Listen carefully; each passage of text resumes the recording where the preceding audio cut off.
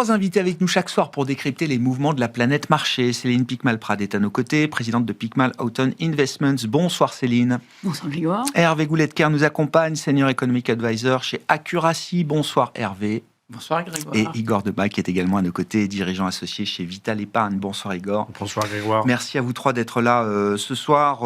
Un mot peut-être sous forme de bilan de cette année 2025. Céline, déjà tout d'abord pour vous féliciter en tout cas ceux qui ont participé à la performance de votre fonds Global Equities, qui s'affiche quasiment à plus de 25%, c'est ça depuis le 1er janvier, Céline. L'enseignement, c'est que, ça bosse bien chez Picmal Houghton Investments et je suis ravi du succès entrepreneurial que vous rencontrez aujourd'hui. L'autre enseignement, c'est qu'on peut faire quasiment 25% de perf dans les actions mondiales cette année sans avoir d'IA et sans être exposé, de manière outrancière en tout cas, au marché américain. Il y a de la vie en dehors des États-Unis. Tout à fait, merci beaucoup pour cette analyse extrêmement pertinente. Mais c'est vrai que nous sommes un fonds qui n'a aucune exposition à la technologie, alors que la technologie représente 26% des indices actions internationales, et nous sommes un fonds qui a très peu d'exposition aux États-Unis, puisque c'est 16% du fonds. Et malgré ça, nous avons performé. Pourquoi ? Parce que cette année 2025 a été très différente des années précédentes. Pour la première fois depuis 2010, vous avez un marché émergent qui surperforme le marché américain et qui surperforme le marché européen, puisque la bourse brésilienne a pris plus de 30%, la bourse chinoise 15%. Et donc, notre fonds, qui était pour moitié présent sur les pays émergents, en a profité. L'autre marché qui a très bien fait cette année, l'autre partie du marché qui a très bien fait, c'est le secteur minier. Nous en avons parlé à plusieurs reprises sur ce plateau.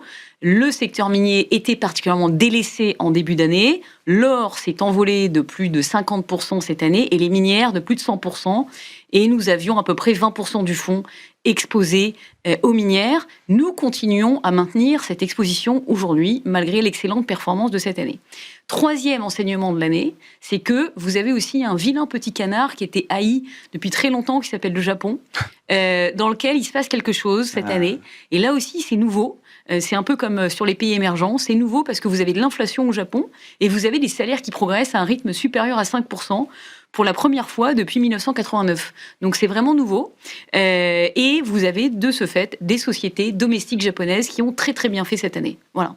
Et tout ça n'est pas juste une parenthèse. Ce que vous décrivez des grandes tendances de 2025, vous vous inscrivez en tout cas dans la conviction qu'on a là peut-être des tendances longues dont le marché a peut-être pas encore bien pris la mesure d'ailleurs, Céline. C'est votre thèse en tout cas. Tout à fait. C'est notre thèse. Nous sommes convaincus que vous avez des mouvements longs sur les marchés actions, que vous avez une très longue période de surperformance des États-Unis entre 2008 et 2025, donc qui a été de plus de 15 ans, portée par la technologie américaine, et que aujourd'hui vous avez des signaux de fatigue. Vous parliez tout à l'heure d'Oracle. Le titre Oracle a perdu quand même 35% en l'espace de quelques semaines. Vous avez une augmentation du coût du crédit pour la couverture des obligations Oracle. Donc on voit que les choses sont en train de bouger. Mais que ce leadership qui est un petit peu laissé par les États-Unis est repris par d'autres. Vous disiez tout à l'heure que vous allez parler plus tard de la Chine avec un autre intervenant, mais il y a un leadership qui est pris par d'autres places de marché pour plusieurs raisons, parce que le monde est en train de bouger, la géopolitique a son impact, et vous avez un retour de flamme pour d'autres parties du marché, et ce n'est, à mon sens, que le début, parce que la valorisation est très faible pour ces parties du marché, personne n'est présent, et vous avez un momentum de croissance de bénéfices qui joue en leur faveur. Toujours intéressant de comprendre aussi le positionnement des investisseurs par rapport aux émergents, en l'occurrence. Céline, dans vos discussions, dans l'analyse que vous faites, est-ce que vous constatez qu'il y a encore de la défiance ou encore qu'il y a encore trop d'investisseurs qui ne vous croient pas d'une certaine manière, Céline? Ce qui est très bien. Ce qui est un réservoir. Les marchés haussiers, comme on le dit souvent, prennent leur envol sur le pessimisme et continue à progresser sur le scepticisme. Quand on parle aujourd'hui des pays émergents aux investisseurs, ils ont un mouvement de recul Là, ils vont et de voir les perfs. profond scepticisme. Là, en fin d'année, tout le monde va faire bilan, que ce soit côté equity et côté dette. D'ailleurs, ils vont bien voir que les émergences sont... Sauf que l'Amérique latine, il n'y a qu'une année de vraie Voilà. surperformance et qu'il y a beaucoup de retard à rattraper. Voilà. Donc, et donc, effectivement, il y a toujours une perception de risque très importante vis-à-vis des pays émergents. Et quand on leur dit, par exemple, qu'au Brésil, vous avez des taux qui sont à 15%, alors que l'inflation est à 4%, et donc vous avez une banque centrale qui est tout à fait en mesure de faire baisser les taux d'intérêt, alors que l'économie se porte bien, ça n'a pas tué l'économie brésilienne, qui est toujours en croissance. Mais il y a une petite musique différente qui teinte à leur oreille, mais qui ne les pousse pas encore à ce stade à prendre des décisions, parce qu'il y a cette perception de risque qui reste très forte. Est-ce que cette perception du risque vis-à-vis des émergents peut changer ? Est-ce que c'est quelque chose qui peut être un mouvement profond Oui, alors, Igor. Ça reste une classe d'actifs qui est beaucoup plus petite, donc elle a moins le faisceau d'éclairage sur elle. Mais pour reprendre ce que disait Céline, nous, on a aussi parié sur ne pas être pondéré en techno, ne pas être trop américain. Pardon, je vous coupe la parole. Petite parenthèse, sur les Mag 7, donc 7 grandes valeurs, seuls 2 font mieux que le marché américain dans son ensemble, que le S&P 500 cette année, à savoir Alphabet, Google en premier et Nvidia ensuite. Toutes les autres sous-performent le S&P 500. Alors nous, on gère un fonds flexible de 0 à 100, donc il fait 15 cette année, il a fait 15 l'année dernière, et on a très vite... Je pense qu'on partage certaines valeurs avec Céline, mais on détecte des points de surchauffe de valorisation, des surperformances. Le leadership américain, technologiquement, je pense que c'est fini. Sur les sujets d'intelligence artificielle, les Chinois sont au niveau, beaucoup moins cher. Le leadership unique, en tout cas. Ça veut dire que les niveaux de valorisation qui faisaient de l'intelligence artificielle et de la techno américaine un cas unique n'est plus justifié, puisqu'il est plus unique, et qu'en plus, on peut le faire moins cher. L'Asie reste une formidable zone de croissance et de progrès. Et moi, j'étais très en amont sur le Japon. C'est un pays que j'aime beaucoup. Et c'est vrai qu'il y a beaucoup eu de faux départs. Et depuis 2 ans, et même il y a 2 ans, on a eu encore une année. Mais là, enfin, on a un indice Nikkei qui fait plus de 25%. Ça commence à être cher, non, le Japon ?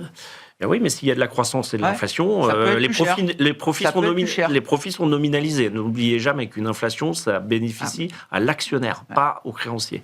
Et donc, la Chine, qui reste un monde un peu à part, et je souscris sur l'Amérique latine. Alors, on vient de faire ce virage un peu tard, parce qu'il nous manque une année, mais il est clair que l'Amérique latine, via des fonds qui investissent... Bon, l'Amérique latine, c'est le Brésil et le Mexique dans les indices, mais il y a aussi un peu de valeur chilienne, a un énorme retard. Et ce décrochement du leadership américain, il se voit financièrement. Je rajouterais pour les perfs, sur l'Europe, des parties de la cote, comme les banques, comme la défense, l'arrêt de la sous-performance du luxe, qui en relatif redonne entre guillemets une petite performance, qui fait qu'on pouvait tout à fait faire des bonnes performances sur les actions, en se disant c'est un peu derrière nous les techs et l'intelligence artificielle. Mais c'est une vraie année de rupture par rapport à ce qu'on a observé au moins sur les 2-3 années précédentes. Enfin, les 2 années précédentes en l'occurrence. Depuis 2008 presque. Depuis 2008. Il n'y en avait que pour les États-Unis. Ça ne veut pas dire qu'il ne faut pas avoir des classes d'actifs dollarisées, puisque en fait l'Arabie Saoudite, ils ont des dollars, mais c'est sous le sable, c'est en pétrole. Donc mais ça veut dire que, en fait, on voit bien que le leadership et puis l'interventionnisme américain, c'est trop cher payé aujourd'hui. Voilà, c'est trop cher payé qu'un investisseur, en fait, il fait son travail et il dit qu'il y a plein d'autres endroits et que le partage des connaissances avec l'intelligence artificielle et Internet, il est mondial. Donc, il n'y a pas de raison que les Américains... Enfin, il est mondial. Il se fait entre la Chine et les États-Unis. Oui, mais on ne peut pas mettre de côté l'Inde, la Russie, ni le Brésil, ni l'Afrique du Sud sur plein de sujets. Bon. Alors, l'histoire des performances boursières nous raconte quelque chose du monde, quand même, Hervé, et ça m'amène à cette question. Comment est-ce que les États-Unis voient ce nouveau monde ? Vous avez lu, comme beaucoup d'autres, le rapport donc, sur la stratégie de sécurité nationale, c'est ça, qui a été publié début du mois de décembre par l'administration américaine, alors qui a fait beaucoup parler, parce qu'il prévoit un effacement civilisationnel de l'Europe. Mais si on va au-delà de ce genre de petites phrases, qu'est-ce que vous en avez retenu, Hervé ? Il y a un constat et puis il y a les implications économiques et de marché du constat. Le constat, il est sans doute en 2 temps. Le premier temps, c'est le retour un peu à l'état brut de l'État-nation. Ça veut dire que dans la vision américaine du moment, ce qui compte, c'est la puissance, c'est l'argent et c'est la capacité de leadership. Donc quand vous prenez ces 3 éléments, vous voyez où sont les vainqueurs et où sont les autres. Clairement, la Chine et les États-Unis sont les 2 grands vainqueurs. Et puis, en termes de puissance et en termes de leadership, les Russes ne sont pas mal placés. Les Indiens peuvent se défendre. Et puis, il y a ceux qui ont plus de problèmes et vraisemblablement, assurément, les Européens sont dans cette 2e catégorie. Ça, c'est pour le positionnement des uns par rapport aux autres. Et puis après, puisqu'on parle de géopolitique, il y a le jeu collectif. Et en fait, ce qu'il faut comprendre, c'est que la vision américaine du moment, ça ressemble beaucoup au concert des nations post-traité de Vienne 1815, donc après le désastre des guerres révolutionnaires et napoléoniennes. Et en fait, il y a une aspiration des États-Unis à un monde à plusieurs têtes, mais à un monde équilibré. C'est-à-dire que les États-Unis disent « Moi, je ne prétends pas être le leader du monde, je veux jouer un rôle, je veux être en avance sur les autres, mais il y a d'autres États, ils peuvent vivre leur vie. » Il n'empêche que les États-Unis disent, dans ce monde polymorphe, je suis primus inter pares. Donc en fait, j'ai quand même un droit de regard sur ce qui se passe ailleurs.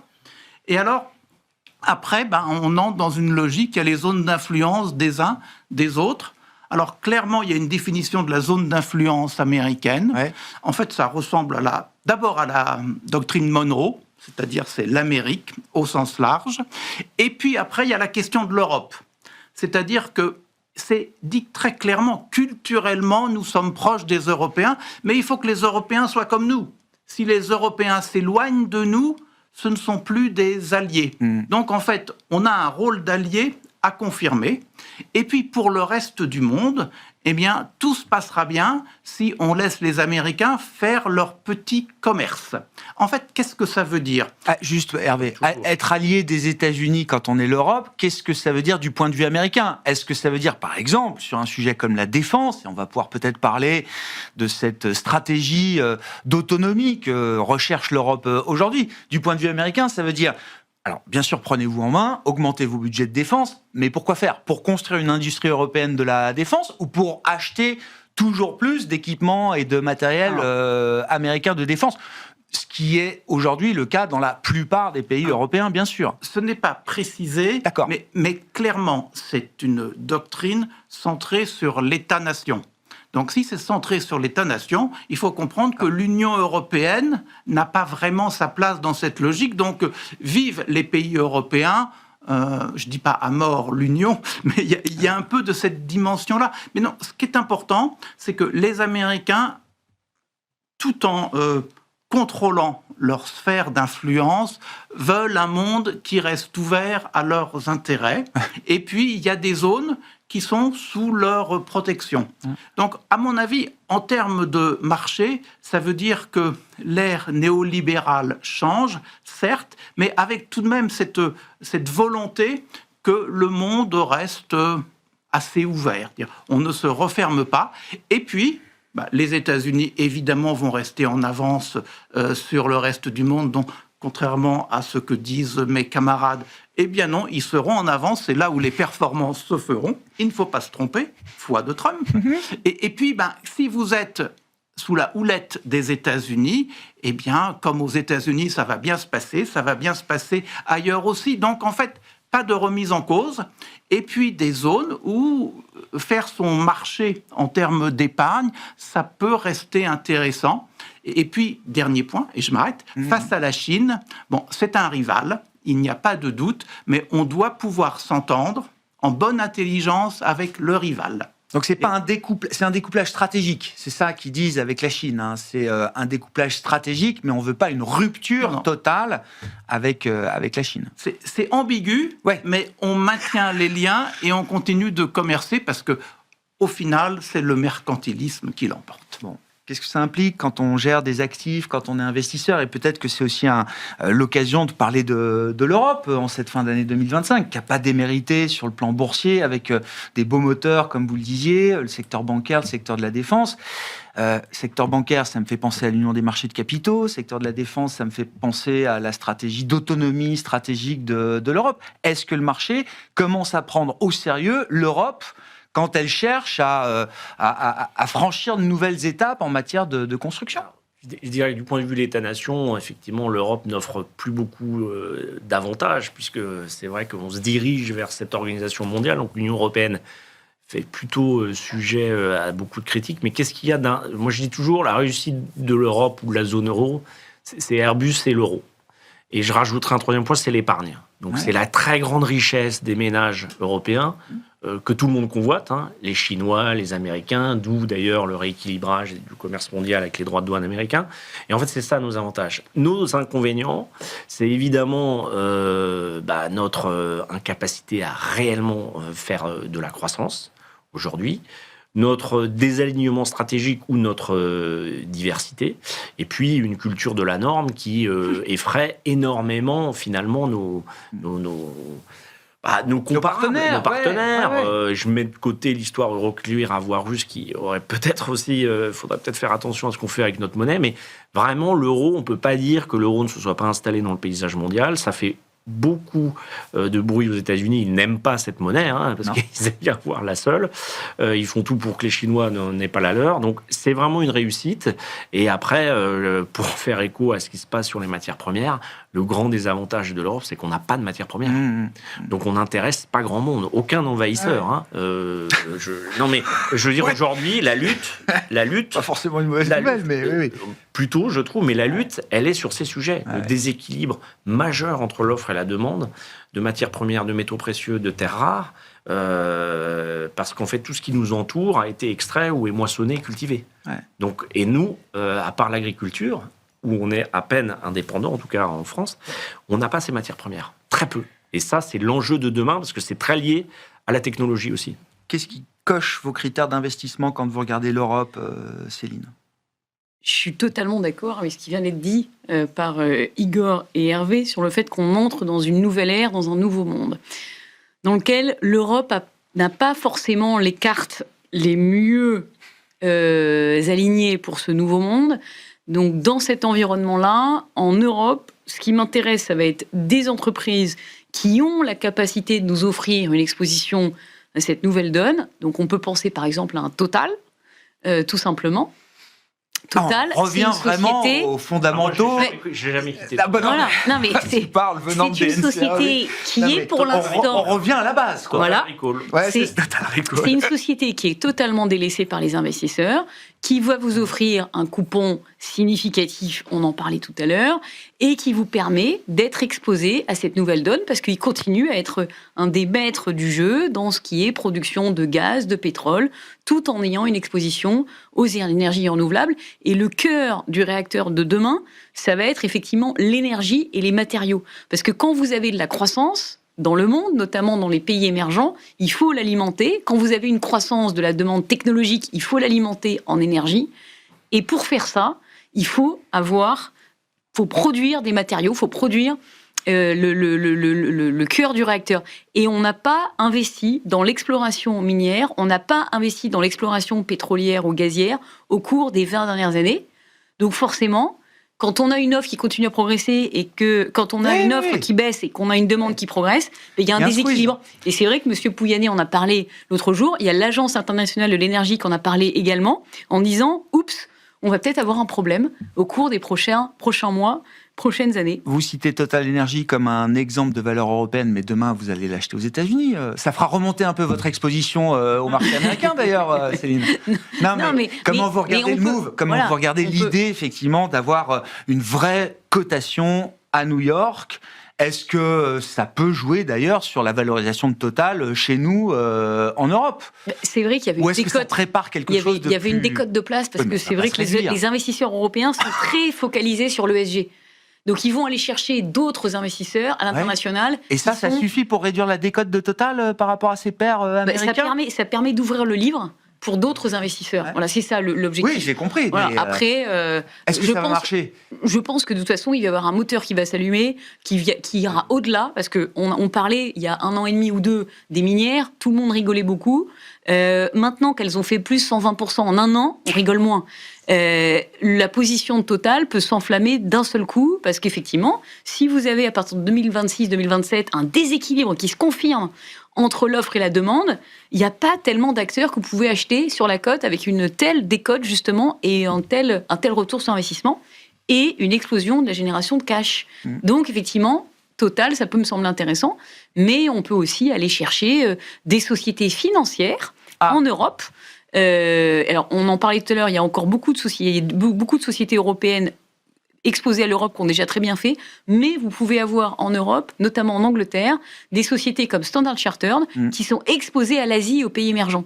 Parce que, historiquement, nous sommes des pays coloniaux, donc on garde cette petite culture en Angleterre en ayant une société qui est cotée à Londres, mais qui a 90% de son exposition en Asie. Ouais. Donc ça peut être intéressant pour des investisseurs européens. Sur l'Europe, Hervé, commentaire, réflexion, et puis un mot de ce plan allemand. Enfin, encore une fois, moi je me souviens de l'enthousiasme qui a été déclenché par Friedrich Merz, en l'occurrence en mars de cette année, quand il annonce ce virage et la fin de l'orthodoxie budgétaire allemande, des économistes que je connais depuis 10, 15, 20 ans, qui, je pense, n'imaginaient même pas voir ça de leur vivant venant d'Allemagne. Et j'ai l'impression que 6, 8 mois après, non seulement l'enthousiasme est retombé, mais on est déjà presque déçu par ce plan allemand qui n'a même pas encore commencé. En fait, le plan allemand, oui, c'était une belle annonce, puisqu'on enlevait les contraintes du budget pour faire de la défense, on créait un fonds à part richement doté. Et donc, c'est vrai que tout le monde s'est pris un peu pour Perrette et son pot à lait, quoi, en disant, mon Dieu, on va avoir tout ça. Mais en fait, dans la pratique, ce que l'on est en train d'observer, il y a une porosité, hélas, entre le fonds d'infrastructure et de transition énergétique et le budget allemand, avec des transferts du fonds vers le budget. Pourquoi ? Parce que même si on s'est donné des degrés de liberté en matière de gestion budgétaire, on ne veut pas que les dérapages soient trop importants. Donc, premier élément, les investissements que l'on prévoyait, avec un effet multiplicateur sur la croissance, vont être revus à la baisse. Et deuxièmement, en matière de défense, on est en Allemagne, on est quand même face à un pays qui est sorti de l'histoire il y a 80 ans, avec une culture très pacifique. Ah, petit coup de fil. Hervé Gouletker. Il ne faut pas dire des méchancetés sur l'Allemagne. C'est Bernard qui appelle. Si vous dites des méchancetés sur l'Allemagne, eh bien on vous engueule. Et en fait, sur la défense, en fait, ça ne part pas aussi vite qu'on le voulait. Alors, pour des raisons à la fois techniques, la capacité des industries allemandes à suivre, elles ont empoché plein de commandes. Mais après, il faut réaliser, c'est plus compliqué. Et puis, n'oublions pas non plus que au sein de la coalition, la CDU fait preuve de plus d'allant sur le sujet et que le SPD est beaucoup plus prudent. Et donc, en fait, in fine, au moins, ce que l'on peut dire, c'est qu'il y a du retard au démarrage de ce plan. D'où la déception. Mais ça reste une bonne chose quand même, Hervé. Je comprends. Peut-être qu'il y a eu une forme de mirage, d'aveuglement. On s'est dit qu'on allait avoir 3% de croissance en Allemagne dès 2026. Évidemment, c'est pas comme ça que ça va se passer. Mais même une Allemagne qui avoisinerait ou approcherait les 1% de croissance, venant de zéro depuis maintenant 2018 ou 2019, c'est déjà un moteur qui se rallume quand même pour l'Europe. C'est mieux, mais en fait, si on regarde les prévisions pour ce qu'elles valent, c'est vrai qu'on est en train de se dire qu'on fera 1% de croissance en Allemagne l'année prochaine. Cette année, ça doit être un peu plus que zéro. Les 2 années précédentes, c'était du recul. Mais en fait, quelle que soit la taille de l'économie allemande, c'est insuffisant pour tirer notre économie. Le moteur français ne tire pas. Le moteur italien est très coup-ci, coup-ça, on est à 0,5 ou 0,6, et le moteur espagnol ralentit. Quand vous prenez tout ça, eh bien, d'accélération de la croissance européenne, point. Donc en fait, l'Allemagne, c'est bien, mais c'est moins bien que prévu, et la force de traction est insuffisante. Ouais. Bon, sanction un peu dure, je trouve, mais effectivement, on verra comment les choses se développent. Franchement, le réarmement militaire d'une zone et d'une nation ne peut pas être un projet qui soit, à mon avis, humain et de progrès technologique, même si on sait que toutes les applications civiles viennent du militaire. Mais je ne suis pas sûr. On loue ça aux États-Unis, donc je vois pas pourquoi ce serait pas intéressant de développer un tel écosystème chez nous. C'est quand même global depuis très longtemps, le progrès, les investissements, la fluidité des capitaux, c'est dans tous les secteurs, que ça soit dans la start-up. Là, concentrer énormément sur ce sujet au détriment d'autres, on parle de la santé, puisqu'on a quand même très peu de leaders dans la santé. Je mets de côté la Suisse. Repower, Chips Act. Il y a quand même... alors, c'est pas des formules magiques. Ça sera très long. D'accord. Ça sera très long. Mais il faut bien faire quelque chose, quand même. Oui, mais c'est toujours plus facile de dépenser l'argent des autres. Mais je pense que réindustrialiser, on a déjà entendu cette petite musique il y a quelques années en France. Aujourd'hui, on est... C'est un mirage. Il n'y en a pas de réindustrialisation. Il n'y a pas eu de grande usine rapatriée aux États-Unis, il y en a. Mais parce que les moyens de coercition sont un peu différents. Bon. Regardez si vous pouvez sur les réseaux, enfin vous la trouvez, petite vidéo de Mario Draghi qui était au Parlement européen, en début de semaine. Il engueule vertement les députés européens. C'est son rapport. Faites quelque chose. Vous voulez pas d'endettement commun, vous voulez pas de single market, vous voulez pas aller compléter l'union des marchés de capitaux. Faites quelque chose et arrêtez de me demander à moi ce qu'il faut faire. C'est à vous de faire quelque chose. Bon, mais petite parenthèse. Hervé puis Céline. Ouais, l'Europe est mal organisée.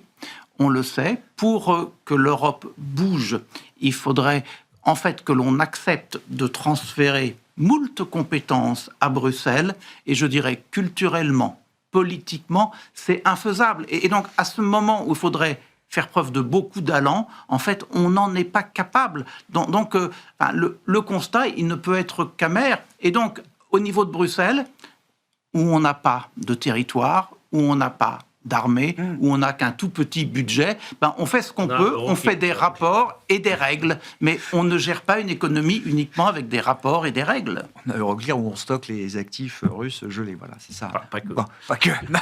Et juste pour compléter, effectivement, sur le problème industriel que nous avons en Europe, on parlait de l'Allemagne tout à l'heure, on a quand même un concurrent chinois qui nous pose problème, notamment en Allemagne, du côté de l'automobile.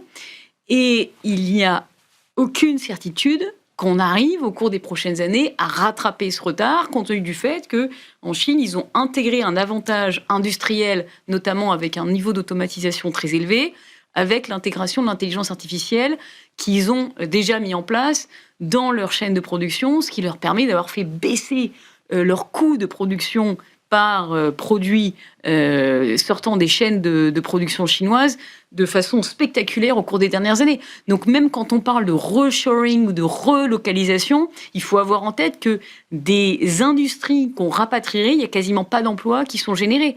C'est aujourd'hui la fabrication de produits, que ce soit des voitures, des machines à laver, c'est complètement automatisé. Donc ça rend obsolète toutes ces chaînes de production. On en parlait avant l'émission. Il n'y a pas beaucoup d'industries dans le monde qui sont capables de développer des chaînes de production mondiales, globales, comme le font les industries aéronautiques et automobiles. C'est l'Europe qui a tué l'automobile européenne, qui était un des seuls secteurs où on était leader mondial. Mais donc on a un problème important, structurel, qui ne peut pas forcément être rattrapé par des investissements de la part de l'Allemagne. Non, mais la Chine peut être très efficace, mais il y a quand même un modèle offre-demande en Chine qui aujourd'hui fait face à un blocage.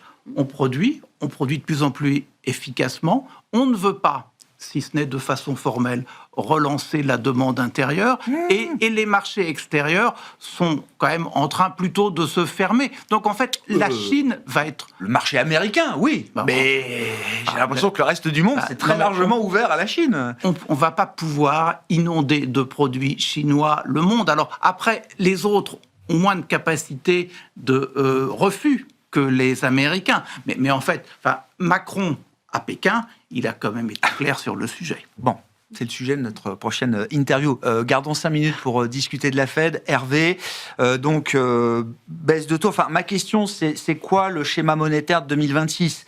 Et visiblement, le marché commence à anticiper une Fed qui poursuivrait ses baisses de taux. Alors, dans quelle mesure ? Jusqu'où ? Quand d'autres banques centrales, Canada, Australie, pourquoi pas la Banque Centrale Européenne, qui va réviser à la hausse les chiffres de croissance à l'occasion de sa réunion du 18 décembre, ce qui fait remonter d'ailleurs les possibilités de hausse de taux comme prochain mouvement de la BCE. Est-ce qu'on va avoir un schéma de grande divergence là entre la Fed et le reste du monde développé, en tout cas ?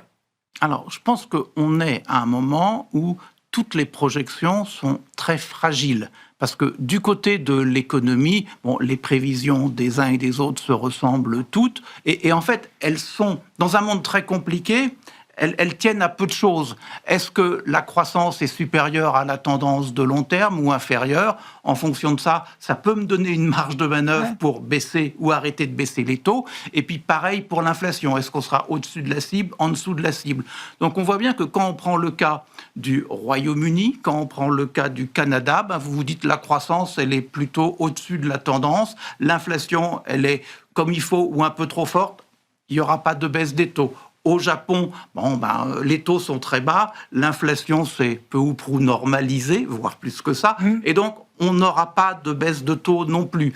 Dans le cas de la zone euro et dans le cas des États-Unis, quand vous prenez ce raisonnement tout simple, vous ne savez pas très bien où vous situez. Donc vous allez dire, il faut que je vois les inflexions. En Europe, si ça va un peu mieux, ça confortera le discours. La BCE, c'est terminé. Aux États-Unis, si on prenait que ce raisonnement très simple, vous diriez il y a du potentiel de baisse. Après, il faut prendre la mesure du potentiel et c'est là où vous devez intégrer le politique à côté de l'économique. Qui sera chargé de la politique monétaire américaine dans les prochains mois ? Ce qui est tout à fait clair, c'est que l'administration Trump veut que les taux baisse beaucoup, mais que le marché, de son côté, dit « je ne suis pas trop sûr qu'il faille aller dans cette direction », d'où une volatilité sur les anticipations. C'est les mouvements d'ailleurs de taux qu'on observe en cette fin d'année. On reconstitue un peu de primes sur les parties longues de courbe de taux. Là. La pontification, on aimerait bien voir pétrifiée, on en discutait, parce que j'ai fait un petit lapsus en parlant de pétrification de la courbe des taux. Il faut quand même dire que la volatilité de l'indice MOVE a beaucoup baissé, donc on est dans une situation qui est plus normalisée en termes de courbe des taux. Le marché arrive à mettre un prix quand même sur cette nouvelle situation. En tout cas, momentané, je pense qu'il est difficile pour un investisseur, c'est d'appréhender le caractère désynchronisé des régimes d'inflation. Déflation quasiment en Chine, nous autour de 2, les Américains plutôt 2,5-3. Ça, c'est plus difficile pour, à mon avis, piloter la politique monétaire. Sur la croissance, on sait que mondialement, on va avoir autour de 8-3, qui est normalement une croissance réelle qui permet à beaucoup d'entreprises de prospérer et d'avoir justement une courbe de croissance des bénéfices par action et donc de la création de valeur. Donc ça, pour un investisseur en actifs risqués, c'est le présupposé, c'est qu'il faut qu'il y ait de la croissance réelle. Après, la variable prix, on sait que les profits sont nominalisés, mais c'est un peu plus un sujet pour les investisseurs obligataire. Et donc, le niveau de taux d'intérêt aujourd'hui, moi, je trouve qu'il reflète une situation, et d'ailleurs, l'indice MOVE a bien baissé, comme le VIX, mais on est dans une situation de fin d'année où tout le monde est content de l'année qui vient de s'écouler, il me semble. Et donc, jouons safe cette fin d'année, quoi. Céline, ces sujets monétaires de Banque centrale, comment vous regardez ça ? De loin, d'assez près quand même ? C'est quand même très important, oui. Mais pour compléter ce qui vient d'être dit, je dirais juste qu'effectivement, on assiste quand même à une perte d'indépendance de la Banque centrale américaine, et c'est peut-être ça qui aura marqué cette année 2025 et qui risque d'avoir un impact structurel sur la perception qu'on a, nous tous, du dollar et qu'on a de la dette américaine. Donc c'est peut-être ça qui sera un changement majeur dans les allocations patrimoniales au cours des prochaines années. Et c'est peut-être pour ça qu'on a vu une appréciation de l'or et des minières cette année. Voilà, c'est tout. Une année 2025 pour l'histoire, peut-être. Voilà. Merci beaucoup. Merci à vous trois d'avoir été les invités de Planète Marché ce soir. Céline Piquemal-Prade, Piquemal Houghton Investments, Hervé Goulet-Kerr, Accuracy, Igor Demac, Vital Épargne.